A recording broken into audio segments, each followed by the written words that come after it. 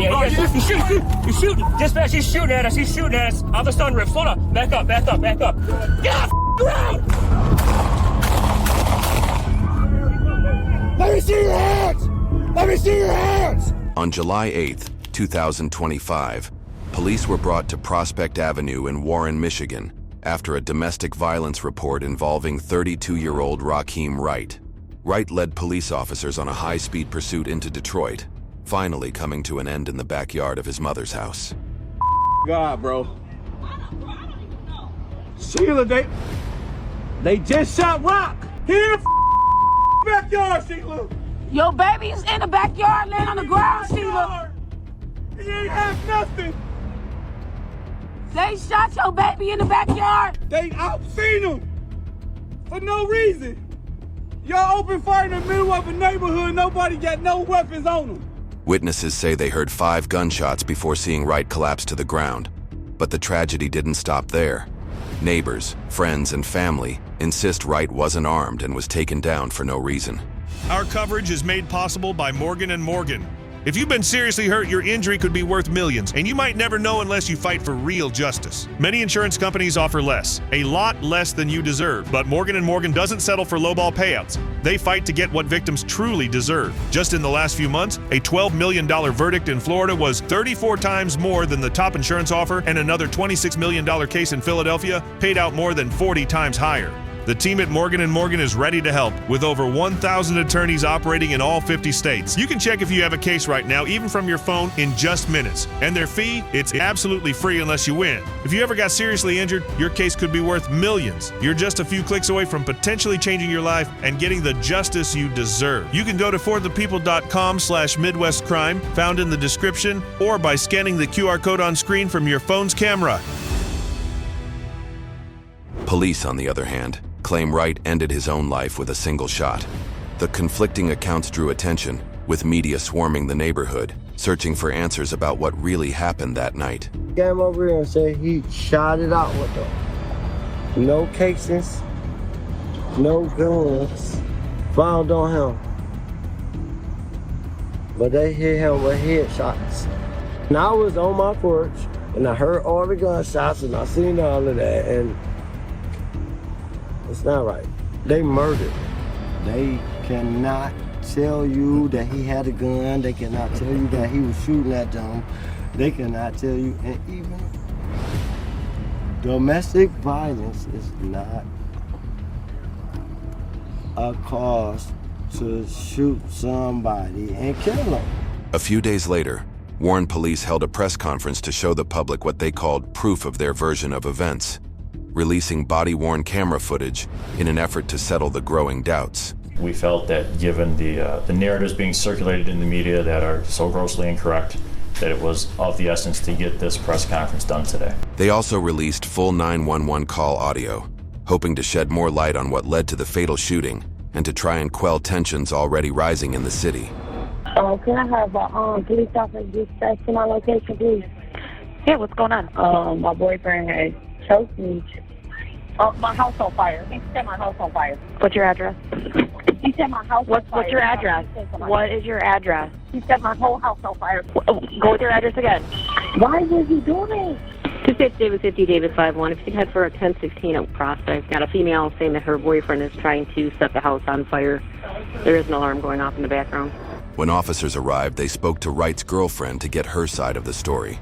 So me and my daughter was sitting there fighting to get him off of me. And then I finally got him off of me, and I had walked to the kitchen. I gave him my phone, unlocked it, because that was the only way for me to get him away from me. And then that was my only chance to run out the door. And I got to running down the street, and he got to chasing after me like, I'm out here making a scene. He ended up pulling his gun on me right down the street. Warren police provided surveillance video from a gas station, recorded earlier in the night before the confrontation, that triggered the 911 call around 2:55 a.m.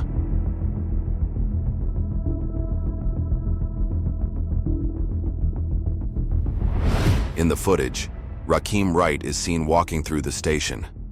As the camera follows, he briefly reveals a handgun in his hand before sliding it back into his pocket. Wright threatens the young woman in blue shorts, who can be seen carrying a young child on her hip. For investigators, this detail became important. Police later said this was the very same weapon Wright would carry with him as the night unfolded.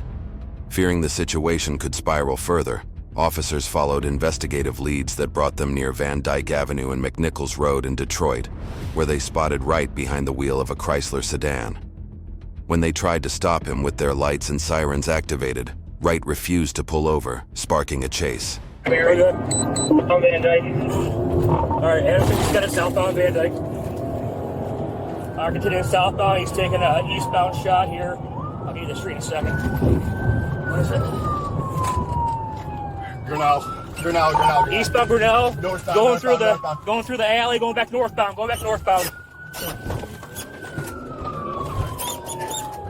Good. All right, northbound Van Dyke. No traffic. All right, we get some sticks down here. He's keep circling this neighborhood here.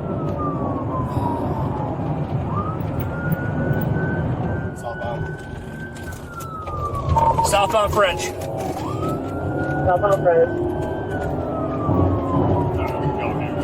Yeah, there's another big turn up here though.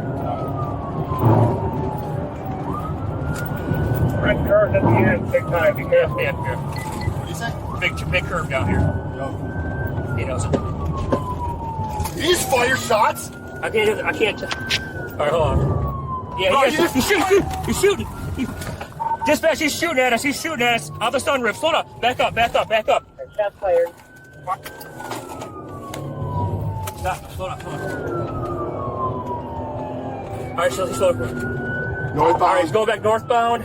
Castle. Northbound Castle. He's running. Westbound. That's what he's going to do. Get off the road!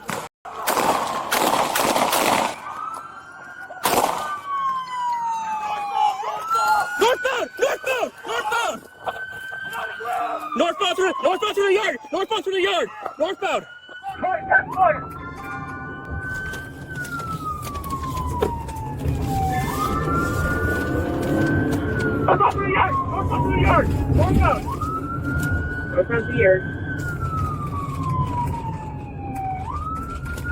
They ran northbound through the yard into the woods. Come on, now!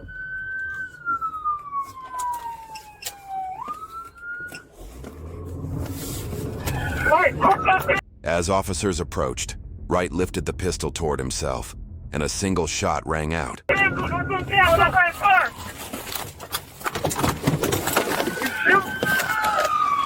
let me see your hands!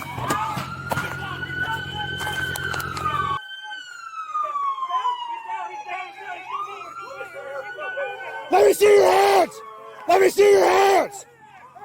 With that press conference, Warren police set the record straight and addressed what they called false media narratives, or blatantly incorrect narratives surrounding the incident. They stated that Wright's death was a direct result of his own actions involving a firearm. Rakim Wright had a history of previous arrests, including assault with a dangerous weapon, malicious destruction of property, and felony weapons charges. It was also noted that he had been arrested in Warren a year earlier for a domestic assault. In its immediate aftermath, the shooting set off division in the community and region over whether Wright had been fatally shot by police or if he'd turned the gun on himself and died of a self-inflicted wound. The videos that the department released appear to show Wright slumping to the ground after the final shot. Warren police said Wright had fired several shots at them from inside his car before he ran to near his mother's house, all while continuing to fire shots back toward police. Wright was later found with a single gunshot to the head in the backyard of the home and was pronounced dead at the scene. For exclusive clips and behind-the-scenes content, join us on patreon.com/MidwestCrime.